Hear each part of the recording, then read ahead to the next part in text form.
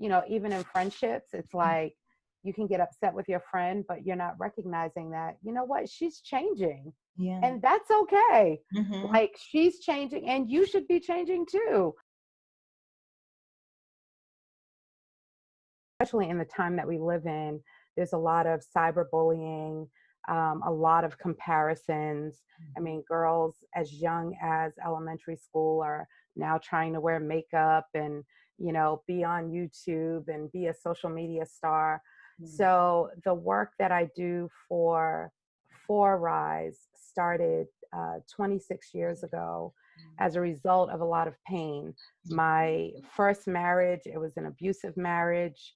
And my daughter, who was 7 at the time, was really suffering because her dad eventually died of a drug overdose. And so I was trying to think of something that would allow her to really make good friends, make good decisions, and to be empowered. And so I would say that is my greatest accomplishment to date, but it's something that is still growing. I mean, what we did 26 years ago, the program has completely changed because we have to keep up with the times. Right. But the foundation of the program is the same, which is building healthy friendships so that young girls can have healthy self-esteem. Yeah, that's awesome. So it sounds like, family is a big part of you.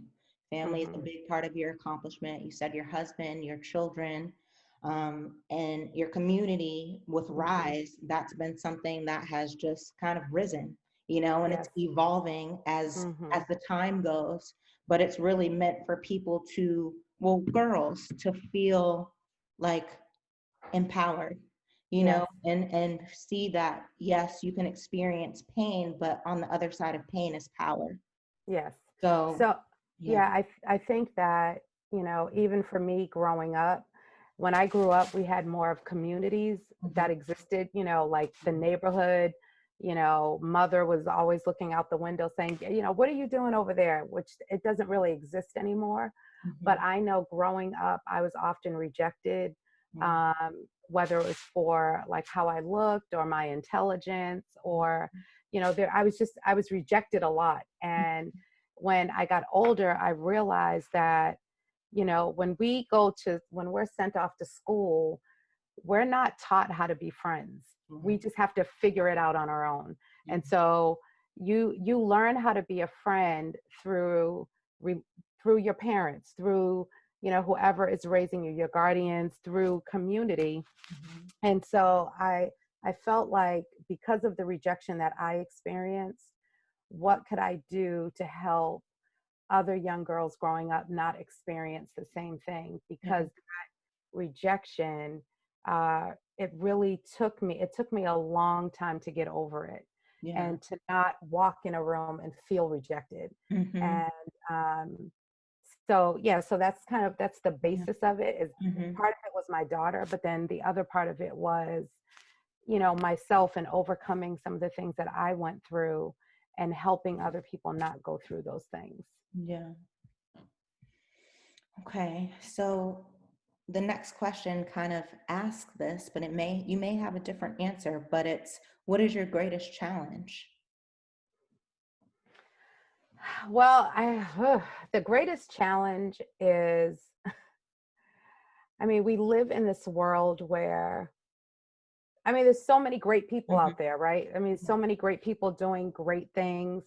And, you know, being a co-pastor with my husband, we always have great speakers come to our church, not comparing what I do to anyone else. I mean, comparison is always there, but it's learning how to turn it off. And so, a lot of times I don't, I really just try to stay centered with myself so that I'm not kind of venturing down that road of comparison, or, venturing down the road of, I need to do more. I need to do this. I need to do that. Like not venturing down the road of being busy to prove something. Or I think that for me, that's if there was a challenge, because I'm not really, like I said, growing up, my grandmother and my mother are always like, nothing beats a failure but a try. So it almost makes me like not look at things as challenges, Right. but learning how to put them in the proper perspective so that I can keep moving forward. But if there was one, I would say that I have to constantly just, turn off. Well, they're doing that over there. Well, Right. it's okay. This is where you are, and this is where you're going. And it's okay if it doesn't match what someone else is doing. Right. That's so difficult. And I think we can all attest to comparison, especially in these days where it's so easy to see what other people are doing. We take out our phone and we see our friend get an award from Essence magazine and we're like, what are we doing? Like, are we doing enough? Even though we'll be doing our own magical things. It just is so easy to compare our magic to others. But comparison is the thief of joy. Right.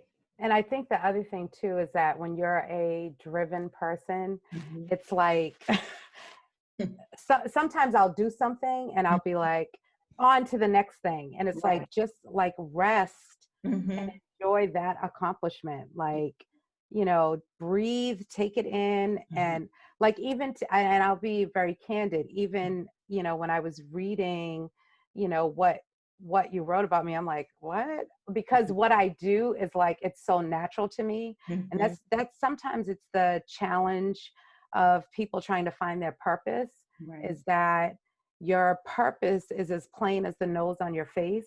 And so you're always looking for something that's like grander, and instead of just sitting and resting in the grandness of who you are. And so sometimes it's not just comparison with others, it's comparison with yourself, and not necessarily accepting all the greatness that already exists in you, and knowing that, yes, tomorrow you can be greater, but just enjoy where you are right now. Right. You spoke a lot about just being centered, can you explore that a little bit more? Is that how you overcome, I guess, that comparison with self or others? Yes.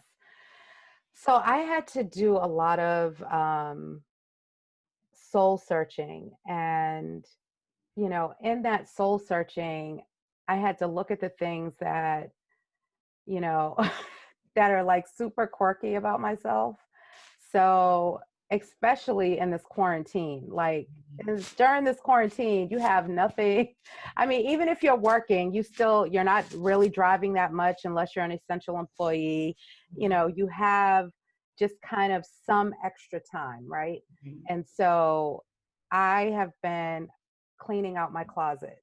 So as I'm cleaning out my closet, I'm thinking, how did you end up with all of these shoes? It's not even shoes, it's bag, it's makeup, it's this, it's that. And so finally I sat down and I just said, I had to go all the way back to my childhood. And I called my mom and I said, you took me shopping every single week.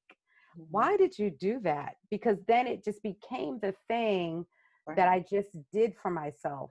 So I think in being centered, you look at something, within yourself, and then you try to understand why it is that way.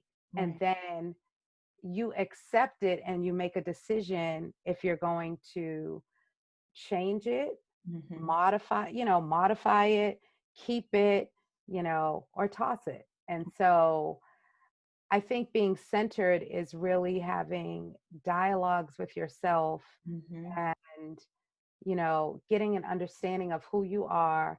And then, in that discovery, deciding what do you want to do with it? Like, so for me, it's like, okay, the shopping didn't have to continue, but why did it continue? And then, quite frankly, why did it get out of control? Like, like what made it get out of control? And then I had to look and see, you know, I had a lot of stuff going on. It was easier to go shopping. It was easier to, you know, almost reject the creative side of me that Mm-hmm. was looking for color and texture and not putting that time into the artistic parts of myself. Mm-hmm.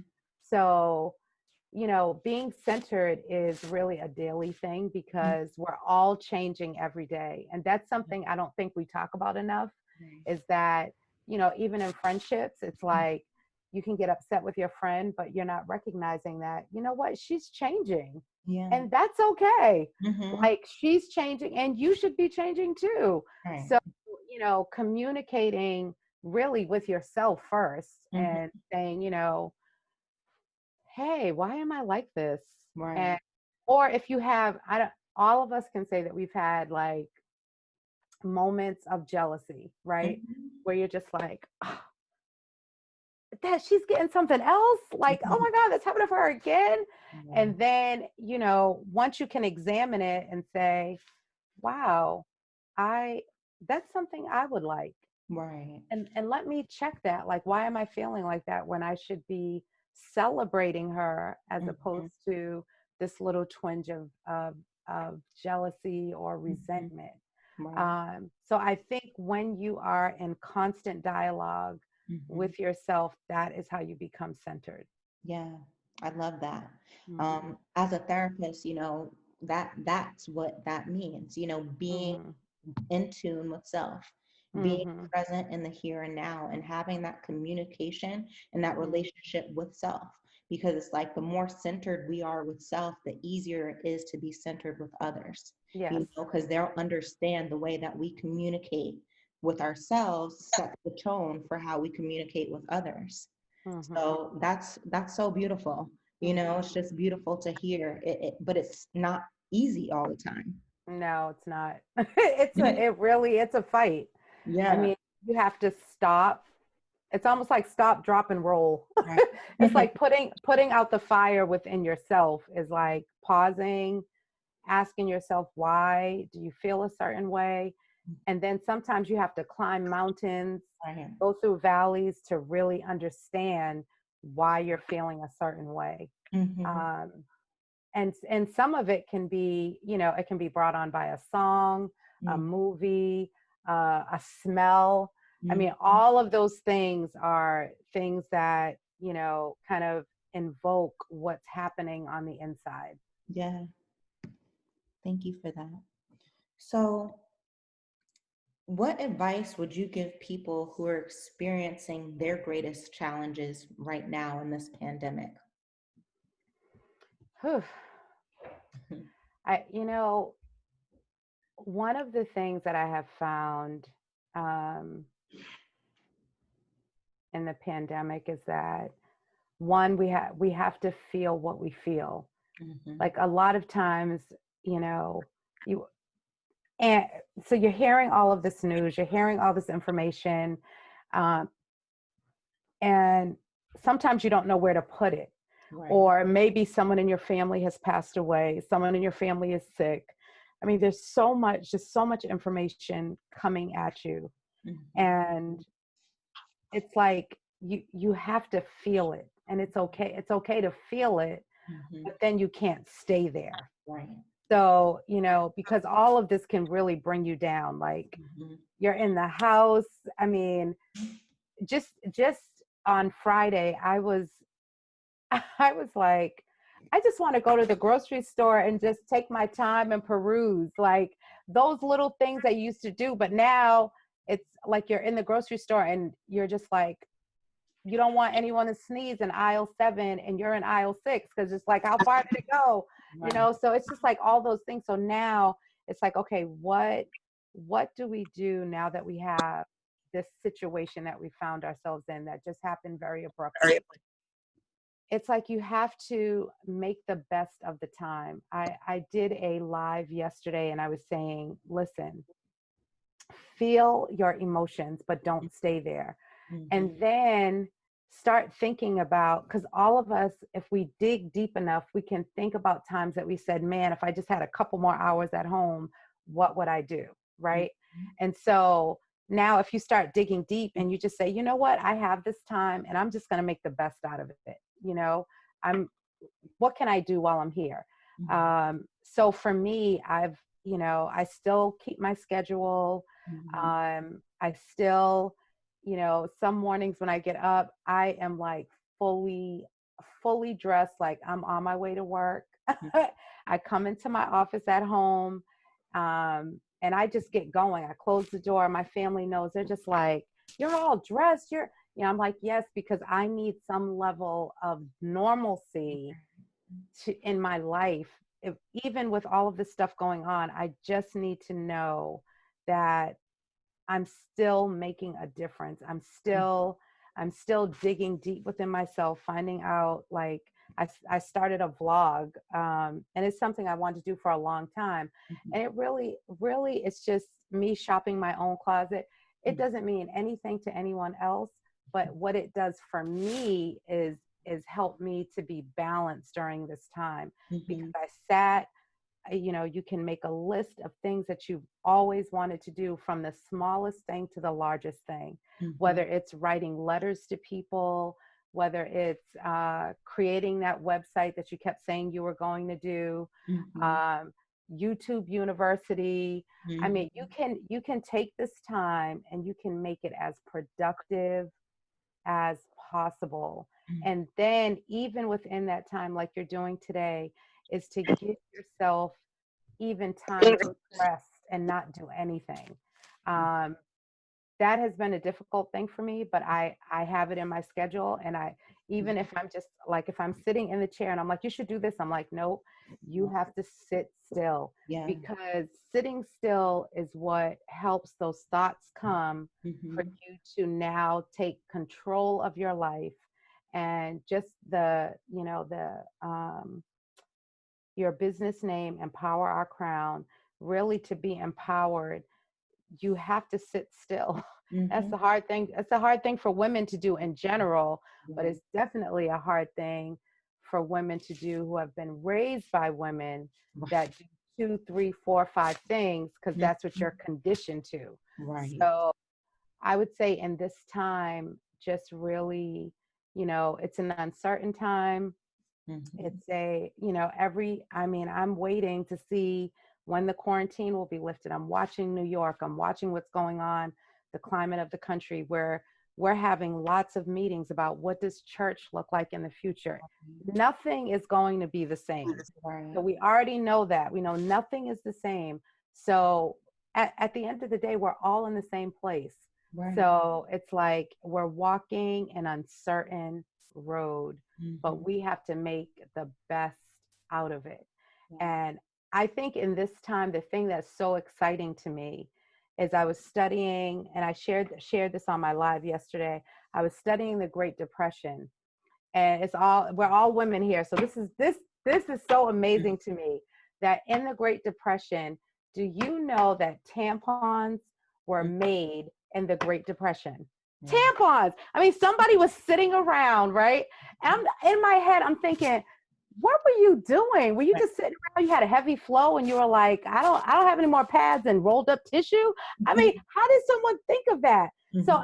So for me, I'm just like, man, if somebody thought of tampons, chocolate chip cookies, I mean, what, all you had in your house was flour, butter, sugar, and chocolate chips. And you were like, well, I guess I'm going to put all these together. So I'm looking at the Great Depression, and I'm saying, man, I want that. Like, I want to emerge from this like boss lady. Like, I'm emerging with an invention, a new book.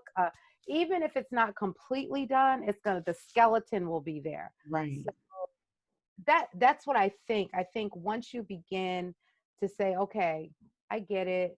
It's an uncertain time. We can all have pity parties. Maybe some people have returned home because they can't afford their apartments anymore, or they were in college, they have to come back. And you're just like, oh man, I'm back at home with my parents and I got to be in this room. It's like, make the best of it, because that's where you at. Like, you have to accept where you are in order to move forward. So that's what I would say. And it's, it's easier said than done. Mm-hmm. But once you determine that you're going to do it, then Mm-hmm. you can do Mm. I love that. I gotta give you a, because that it. hit home. Because Mhm. it's so hard to sit still. It's so Sure. hard to be. Yeah. It's so hard to be in this time, Yes. because our Hmm. minds are going. We had to adjust entirely. We had to Yep. adjust our whole world, and there's so many people like yourself who adjust quick, and Hmm. you just bounce back. But then there's Hmm. another side of the population who's struggling immensely Yeah. right Yeah. now. And Hmm. adjustment for this new norm is a nightmare, Yeah. So it's Hmm. so helpful to say, be like your best Yeah. whatever that is for you. You can be productive, but also be still, Hmm. like, but Yep. you said you have to feel it, but Yep. you can't stay with that feeling. Yeah. So that's very important for us to hear, like from a Hmm. clinical standpoint, from just a social, emotional, mental standpoint. Feel what you feel, but Hmm. move on. Because if Hmm. we don't move on, we're going to be left behind. Right. Right. And if we, Well, yeah, I no. was gonna I was gonna say, well, as you know, one of the things that I'm saying, because as a pastor, people are always asking me, like, what scripture are you standing on? And my one of my favorite scriptures is found in Psalm 42, where David, and everyone has heard the story of David and Goliath, so you know who David is, right? So David starts talking to his inner man, and he says, "Why are you cast down, O my soul? Put your hope in God." And then it goes on to say, "Make a list of all of the things that God has done for you." So Right. whether you're a Christian or not, there are things that have happened in your life that you have overcome. Okay. So for some people, it's just getting out of the bed in the morning. Yeah. So if you say, maybe you don't have that bounce like other people who can just overcome something and adjust to change. 70% of the population are stable, steady. They like the same thing the same way every single day, right? So in that 70%, this has been, oh my, like, this is like earth shattering for them, because now they're in the house. What do you mean? Like, oh my gosh, I can't do what I used to do. But if you just, even if you have a list of 3 things and you say, this is, if I can just accomplish these 3 things, get out the bed, Mm-hmm. get dressed, and just sit at the table and maybe read a book. Or if it's just get out the bed, Mm-hmm. I mean, it could be one thing. Right. So I think it's just, everyone's accomplishment. And I think it goes with centering and knowing yourself, Mm-hmm. your accomplishment. If you saw my to-do list, you would probably be like my husband's always like, can you just relax? Well, that's relaxing for me. Right. Like it's relaxing for me to have a long list of things for me to accomplish. Mm-hmm. Um, but for someone else, it could be one thing. And Right. listen, I have a friend who battles with mental health Mm-hmm. challenges. And listen, when she gets out of bed, I'm like, yes, girl, you got out the bed today. Right. I never talk about like all the things I'm doing because it's irrelevant. This Right. is her truth. This is Mm-hmm. my truth. Right. And so finding your truth is very important. Mm-hmm. And then having a community of people that can cheer you on with your truth is very essential. Yeah. Find your truth, ladies. We have to. Mm-hmm. This is the time for us to find our truth. We don't have any other choice. We're in the house. The best time to dig deep is when you have no other options, Mm-hmm. Thank you, Pastor Mona. Okay. So the next question is, considering the fact that you are QueenBMona, Pastor Mona, someone who is constantly, modeling to others how to be a powerhouse, how to be a wife, how to be a pastor, how to be a best-selling author, an amazing public figure who just walks in her truth. How are you navigating being home and social distancing You know, I know you've talked about being self-centered and making your list, but how does that make you feel, having to be away from people? I mean, I don't feel like I'm away from anyone. Like I'm like doing lives, I'm doing Zooms, um, I'm checking in with our leaders, checking in with our ministry workers. I'm also a commissioner. We've had commissioner calls. Um, and I feel like I'm still able to do everything that I do, but I'm just doing it from a computer. Right. Now, the thing is that I miss people so much. Like the other day, I had been in the house like straight 2 weeks. I was determined not to go out. I'd sit outside to get some sun, but then I'd be back in the house. So I went out, and man, I wanted to jump out of my car and just like hug complete strangers, because I was like, I just need people right now. And so just being intentional about, making sure that I'm reaching out to people, but also having a balance. Like, for example, yesterday when I did a live, I said that I was going to put some information on my website. And so a person wrote me today and was like, can you just give me the information now? And I was like, it'll be on my website tomorrow after 12. So making sure that I'm touching people, but also making sure that I'm balanced within myself, because if you're working from home, you know that you are working harder. It's like, whoa, it's so different working at home. Right. And it's so different going from physically being with people to now everything is social media. So people are hitting me up on LinkedIn, Instagram, Facebook, YouTube. I mean, it's so trying to keep up with all that information, plus emails, telephone calls. It's like, oh my gosh. Right. So really trying to have that balance. Yeah. And if there's anything that I could say to everyone that is on, is learning how to say no. Yes. No, no, no. And no means no. No doesn't mean maybe. Yeah. No doesn't mean no. No means no. And it's okay to say no. Yes. It's totally okay. If someone's upset with you, they will get over it and they'll be okay.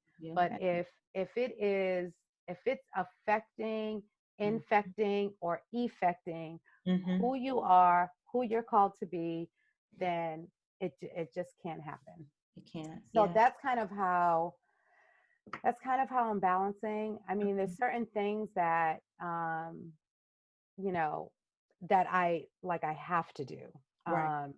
So that are part of who I am. So if I'm on the phone talking to someone and they share a need, then if I can do it, I'll do it, as long as it's like social distancing. So I'll leave something on someone's porch,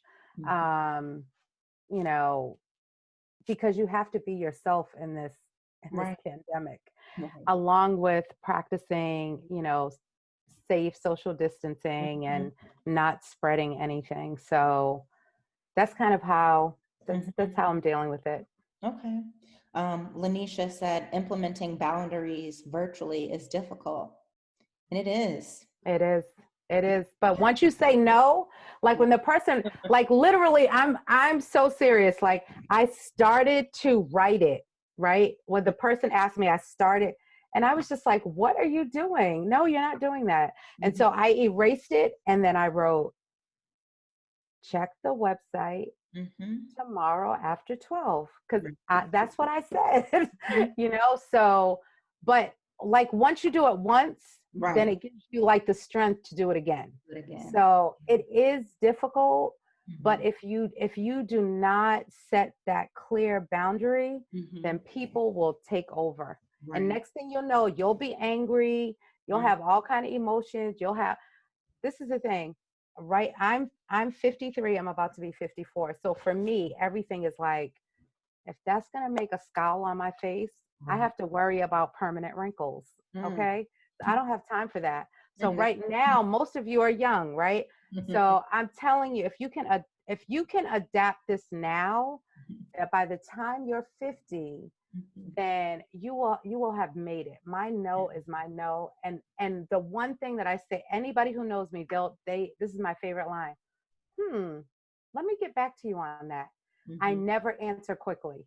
If somebody's trying to talk to me quick, I say, let's have a meeting. I don't talk quick like that. Right.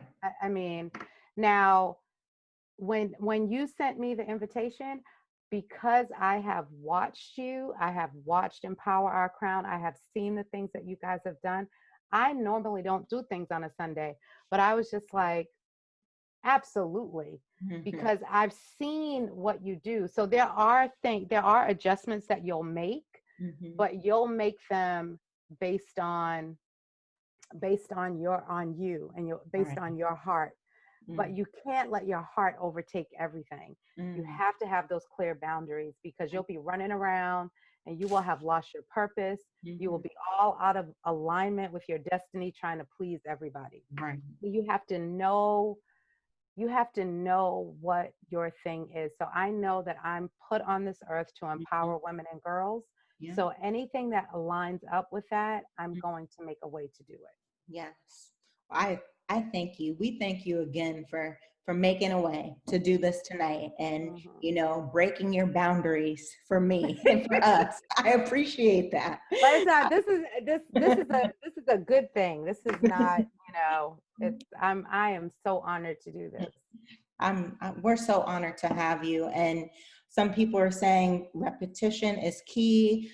Pastor Mona really said a good thing about us staying balanced during this time. Yes, we have to continue to be productive, do what we do, check off the list on our to-do list, but also set boundaries. Those boundaries will make or break us, because people can really take advantage when we keep saying yes. The yes man, you're always saying yes, and you never have the strength to say no. But that one no can give you the strength to put in more boundaries. Absolutely. So let's know people when we feel in our heart to do so.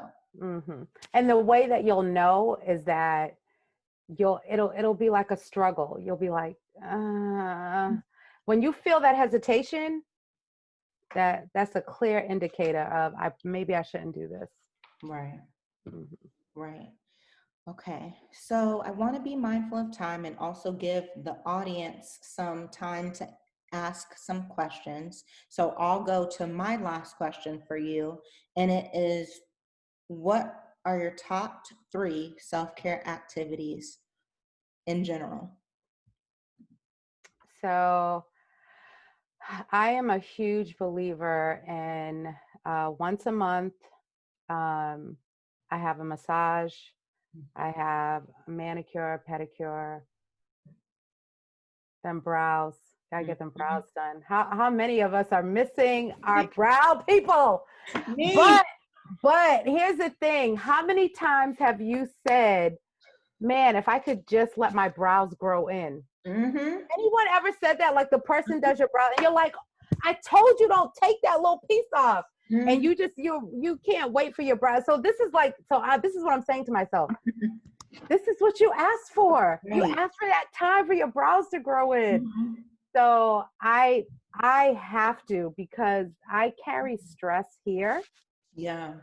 And so if I don't take care of it after maybe 2 months, it feels like a rock. Oh, wow. Like, I mean, because, in my position, I'm always hearing of, not always the greatest news, because we're dealing with families and we're caring for families. So that is something that is on my schedule every 4 to 6 weeks. I do that. And then I'm also a person that needs personal freedom.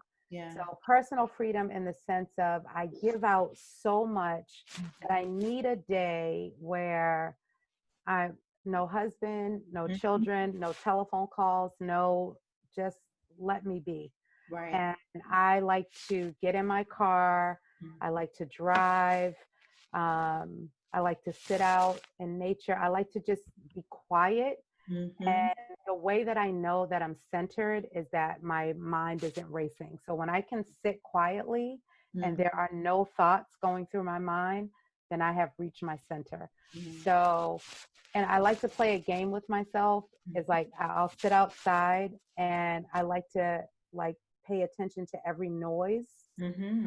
So I like to hear the birds flying across. I like to hear the trees, like the wind blowing in the trees.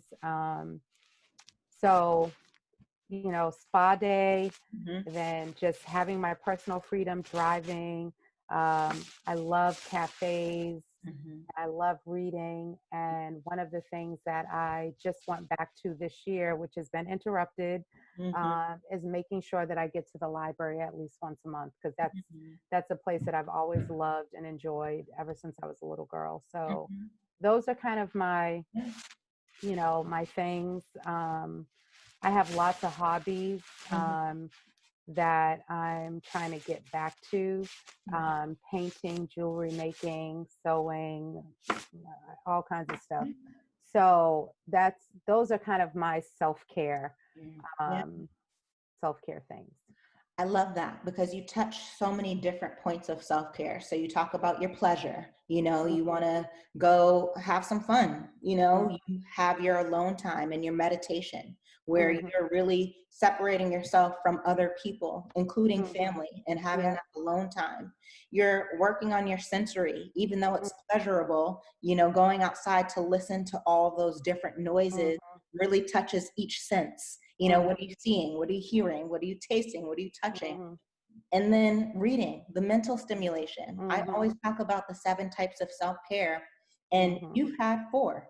So Mm-hmm. that's something that we should all be striving to. If Mm-hmm. you can get 4 out of the 7, even 2 out of the Yeah. 7, and constantly practice those self-care on a daily basis, when crisis arises, we'll know how to fight it. Yeah. We'll be fully Mm-hmm. equipped with our self-care toolbox, I like to call it. Mm-hmm. So thank you, Pastor Mona. I want to give people some time. So I will have like 3 questions from the audience. I see some in the chat box, so I'm just going to ask. Veronica Tavares, hi. Ask, how do you go about setting boundaries with your children? Oh, that's a good one. So I have an adult daughter who has 3 children, and there was a season where, she she expected me to like babysit, and so I had to let her know that one, I'm a young mother. I'm a young grandmother. That's number one. Mm-hmm. Um, those are her children, and yes, they're my grandchildren, but I have a very full life. And when I'm able to babysit, then I will let her know, and I will not feel guilty because that's an expectation she has that I am unable to meet. So we have to kind of communicate through it until we find a middle ground that we can both agree upon. Mm-hmm. So it's I think it's just communication. Like even with my teenage son, there are certain things that he, may think I should do, and we have to just keep talking about it. Because, you know, communication is everything. So I think that's how you set boundaries with your children. And I think it also depends on how old your children are. Yeah. So hopefully that helps, Veronica. Okay, thank you, Veronica. So Jennifer is asking, how do you go about your day without burning yourself out? Well, to be perfectly honest with you, I've always been a person that had lots and lots and lots of energy. And and I'm a person that lives by a to-do list. So, there are things that you love to do, and there are things that fall to the bottom of your to-do list, right? So I try to do the things that I don't really want to do early so that when I get to the stuff that I love to do, then I could speed through it. Mm-hmm. And because I also try to set healthy boundaries, and I also give myself permission to not do everything. Yeah. And I think that is how I don't burn myself out. Mm-hmm. When I start feeling frazzled, I'm like, okay, wait, that's not a feeling that you want inside of you, because anything that's negative energy, it can take over. So if you allow, yourself to start getting burnt out, then you're no good for anyone. And most importantly, you're not good for yourself. So, I look at stuff and I'm like, okay, like, for example, I'm supposed to be working on the 3rd book for my Being Me series and the 4th book for the R.I.S.E series. But I said to myself, well, you're home, and one of your goals of being home is to clean out your closet. So I really can't sit down to write until everything is like clear in my mind. But if I tried to sit down and write, I would burn myself out. So I think it's just knowing yourself, knowing what you can do, and then saying, you know what, I can't get to this, and it's okay. It's okay if I don't get to that. Does that help, Jennifer? Okay. Thank you, Jennifer. Yanet says, any tips on setting boundaries in professional and personal life? Tips on setting boundaries. Well, to thine own self be true. I know everyone's heard that saying is, today, for example, my husband asked me if I could, we're doing the speaking calendar, and he said, can you speak on this day? And so I've already set with him that, let me get back to you. Yeah. That's how I set boundaries. I always say, let me get back to you, so that I have that pause moment to look at what's going on in my world, to then be able to answer if I can do something. Okay. The challenge is that most of us try to, take everything on, and then you're like, oh my God, why did I say yes, yes, yes? But if you pause and you look at a schedule, and I think that's a key word, is keeping a schedule, keeping a schedule, knowing the season of life that you're in. So if I have little kids, when we were raising our grandchildren, there was lots of stuff I couldn't do. And then once our grandchildren went back to their mom, then people were trying to fill my schedule. Well, you don't have the kids anymore. Don't fill my schedule up. So that's kind of how I set them. I just pause and I say, let me get back to you.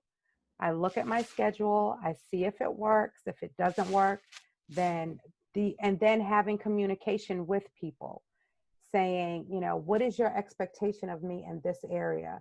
And then once they say it, you say, well, I can't meet that. And you don't have to explain anything, but if you want to, you can. I can't meet this expectation because I have 2 little kids. I can't meet this expectation because I'm in grad school.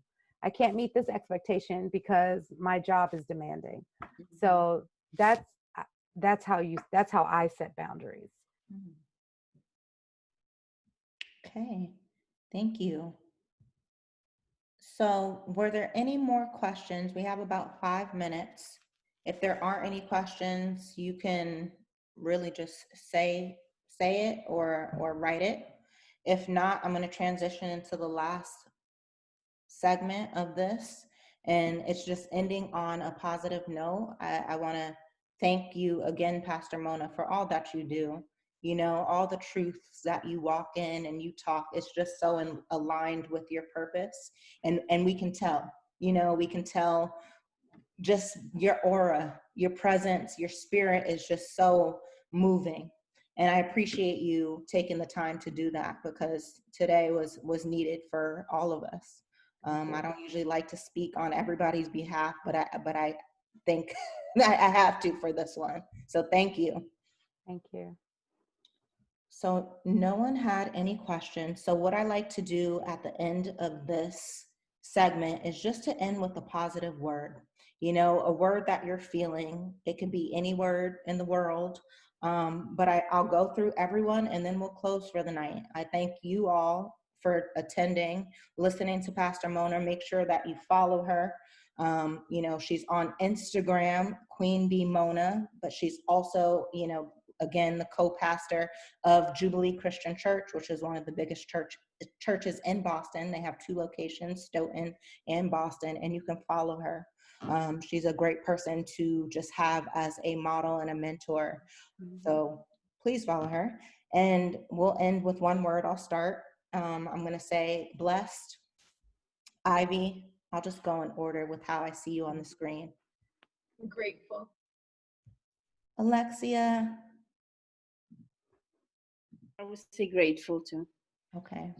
Queen Bernadine. I'd say committed. Kathleen. I would say empowered. Yannette. I am thinking love. Okay. Or love. Thank you. Jennifer. You're going to think I'm so horrible. What was the question? No worries. One word to describe how you're feeling. Oh, I feel inspired. Oh, good. Very much. Good. Brianna. Intrigued. Lanisha.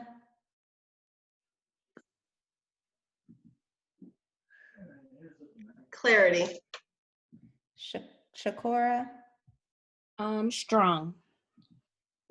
It says C. Menegout. That's Gwen. Oh. Hi. Reconciled. Okay. Natalie. Comforted. Caroline. Content. Charlene. Hi, everyone. Rejuvenated. Veronica. Inspired. Diagnostic iPad. I'm not sure of your name. Sorry. Okay. Celine. Clarity. And Pastor Mona. Gratitude. I just want to say one thing to Brianna. I just love the fact how you showed up in your bathrobe. Like, I love that. I just loved every time I look at you, I feel so comforted. I'm like, yes, girl. Show up as who you are, where you are, in your truth, like I'm lounging. It's so perfect. It's so who you are. I'm just trying to be comfortable. That's all. When you introduce yourself on social media, like, this is exactly how I pictured you. That's her. A whole mood. A whole mood. Okay. Well, it's 9 o'clock. So thank you again, everyone. Thank you for following and supporting Empower Our Crown. We'll do this every single week, every Sunday until the wheels fall off. I appreciate all of you. Pastor Mona, again, we give our gratitude and our love for you, and we appreciate you. I hope everyone has a good night. If you haven't subscribed to our website, make sure you do, www.empowerourcrown.org. Follow us on Instagram @EmpowerOurCrown, and then Facebook, Empower Our Crown LLC. And until next time. Thank you. Thank you. Bye, guys.